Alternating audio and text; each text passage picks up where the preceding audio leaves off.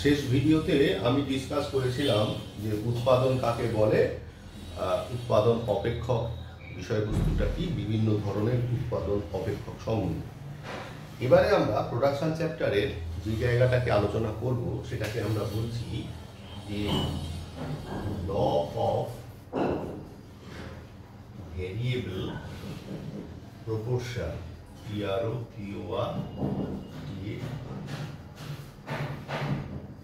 Proportion TATION, পরিবর্তনীয় অনুপাতের বিধি। তো এই পরিবর্তনীয় অনুপাতের বিধি আলোচনা করতে গেলে আমাদের না ছোট ছোট বেশ কিছু কনসেপ্ট আগে থেকে একটুখানি জানতে হবে। প্রথম যেটা জানতে হবে সেটা হচ্ছে শর্ট রান, মানে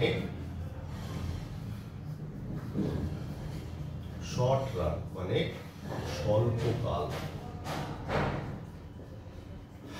আমরা আগের ক্লাসেই দেখেছিলাম যে আমরা যখন কোনো কিছু উৎপাদনের জায়গাতে যাই, উৎপাদনের চারটি উপাদান রয়েছে। সেই চারটি উপাদান কি বলেছিলাম যে কোয়ান্টিটি ইজ ইকুয়াল টু, আমি ধর ABCD দিয়ে যদি নাম দিই AB, আচ্ছা তোমাদের এখানটাতে অসুবিধে হয় নিচেই জানি, Q is equal to sub function of ABCD। এর মধ্যে A হচ্ছে ল্যান্ড আর D হচ্ছে অর্গানাইজেশন। এই দুটো ফ্যাক্টর হচ্ছে ফিক্সড ফ্যাক্টর। এই দুটো ফ্যাক্টরকে বললে চেঞ্জ করা যায় না, কিন্তু লেবার আর ক্যাপিটাল এদেরকে চেঞ্জ করা যায়। তাহলে আমি এই দুটোকে নিয়েই চললাম। তাহলে Q is equal to some function of, আমি এবার লিখলাম L, K, লেবার আর ক্যাপিটাল। এবার এই উৎপাদন চ্যাপ্টারের ভেতরে আমরা যে জায়গাটা দেখব সেটা দুটো খুব ইম্পর্টেন্ট ল্যাঙ্গুয়েজ বা কনসেপ্ট, যেটা হচ্ছে স্বল্পকাল আর দীর্ঘকাল। স্বল্পকাল, তাহলে স্বল্পকাল বলতে এমন একটা সময়সীমাকে নির্দেশ করা হয় যে সময়ের মধ্যে উৎপাদক প্রতিষ্ঠান তার কিছু ব্যয় চেঞ্জ করতে পারে আর কিছু ব্যয় পরিবর্তনশীল হয়। তাহলে লেবার আর ক্যাপিটালের মধ্যে কি হয়, হয় লেবারকে চেঞ্জ করে, ক্যাপিটালকে ফিক্সড রাখে, অথবা ক্যাপিটাল চেঞ্জ করে, লেবারকে ফিক্সড রাখে। এইরকম যখন অবস্থা হয় তখন সেটাকে বলা হয় স্বল্পকাল। আর লং রান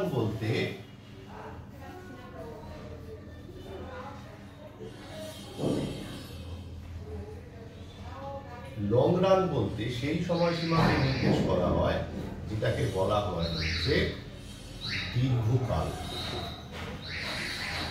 প্রপোর্শন বানানটা সম্ভবত ভুল লিখেছি, প্রপোর্শন TION। লং রান বলতে সেই সময়কালকে বোঝানো হয় যে সময়ের মধ্যে কি হয়, উৎপাদক প্রতিষ্ঠান সমস্ত ব্যয়গুলোকেই পরিবর্তন করতে পারে। তাহলে দীর্ঘকাল বলতে এমন একটা সময়সীমাকে নির্দেশ করা হয় যেখানে সমস্ত উৎপাদনের যে উপাদানগুলো রয়েছে, অর্থাৎ লেবার ক্যাপিটাল, দুটোকেই পরিবর্তন করতে পারে।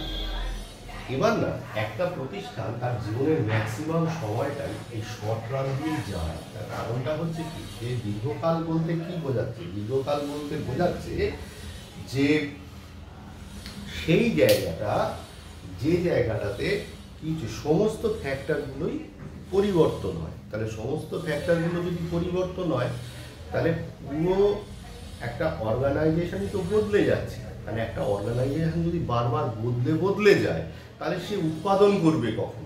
সেই জন্যে হয়তো একটা কোনো প্ল্যান্ট চেঞ্জ করছে, মানে আমি ধর একটা উৎপাদন প্রতিষ্ঠান দেখা যাচ্ছে 100 ইউনিট দ্রব্য তৈরি করছে, তার ধর প্রোডাকশন ক্যাপাসিটি বাড়াতে হবে 300 ইউনিট, আরো 200 ইউনিট বাড়াতে হবে। তাহলে নতুন প্ল্যান্ট, তার কেন নতুন প্ল্যান্ট, তার পেছনে কারণটা হচ্ছে কি, যে উৎপাদনের পরিমাণ বাড়াতে গেলে নিশ্চয়ই, কি বললাম, উৎপাদনের পরিমাণ বাড়াতে গেলে নিশ্চয়ই বড় প্ল্যান্টের দরকার হয়। তখন পুরো প্ল্যান্টটাকে তুলে সবটাকে বদল করতে হবে।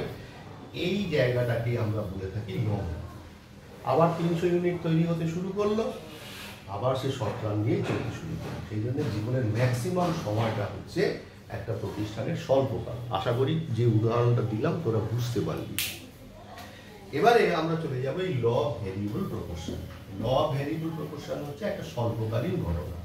কি হয়, উৎপাদক প্রতিষ্ঠান মানে প্রত্যেকটা জিনিসেরই, মানে যেমন কিছু অ্যাজাম্পশনস থাকে, এই ল অফ ভেরিয়েবল প্রপোর্শন এটাও তো একটা তত্ত্ব, এরও কিছু অ্যাজাম্পশনস আছে।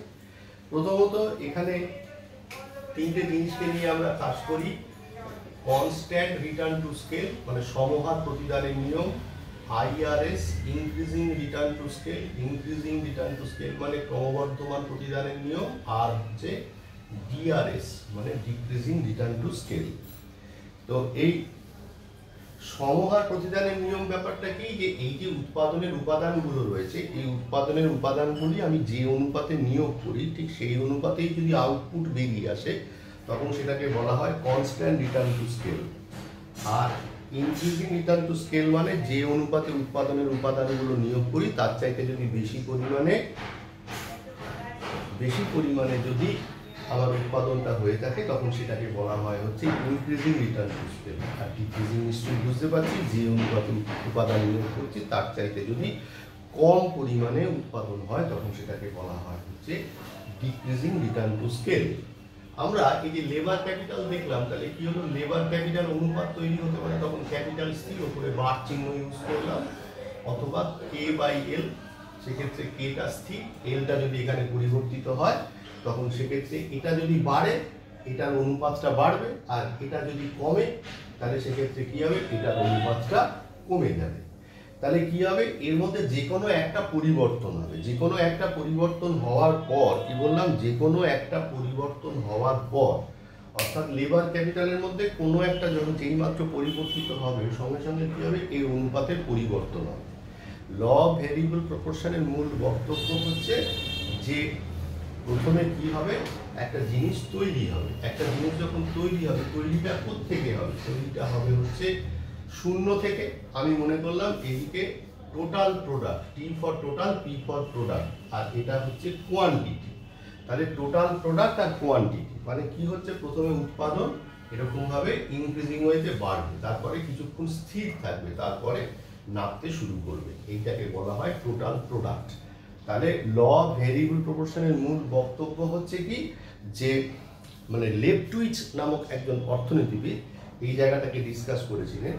এই যে জায়গাটা, এই জায়গাটাকে বলা হচ্ছে stage 1, that is increasing return to scale. দেখ টোটাল প্রোডাক্টটা বাড়তে শুরু করেছে, তারপরে এখানে কিছুক্ষণ কি হয়েছে, স্থির থেকে, যেটা হচ্ছে কনস্ট্যান্ট রিটার্ন টু স্কেল, তারপরে নামতে শুরু করেছে। তাহলে এই জায়গাটা IRS, এই জায়গাটা হচ্ছে CRS, এই জায়গাটা হচ্ছে DRS। তাহলে এই হচ্ছে মোটামুটি ল অফ ভেরিয়েবল প্রপোর্শন আর তার রিলেটেড ব্যাখ্যা। আর তার আগের ব্যাখ্যাগুলো কিন্তু এর সাথে ভীষণভাবে রিলেটেড। তো আবারও তোদের ফিডব্যাকের আশায় রইলাম। তার কারণ মানে আমরা মানে যখন পড়াশোনা করেছি আমাদের কিন্তু ইকোনমিক্সের আগে নোট দেওয়া হতো না, আগে বোঝানো হতো, বোঝানোর পর বলা হতো নিজে লেখো, তারপর সেই নোটকে কারেকশন করে দিতেন স্যাররা। তার কারণ হচ্ছে তাহলে নিজের ডেভেলপমেন্টটা ঠিক করে হয়। সেই জন্যই আমি নোটটা পরে প্রোভাইড করার চেষ্টা করছি, যাতে করে তোরা এই কথাগুলো ভালো করে শুনিস। আর একটা কথা বলি, যে ল অফ ভেরিয়েবল প্রপোর্শন মানে এটা একটা অনুমান, মানে এটা একটা তত্ত্ব, অনুমান করে নেওয়া হয় যে টেকনিক্যাল যে কারিগরি কৌশল সেগুলো সব স্থির আছে। ঠিক আছে, আপাতত এটুকু।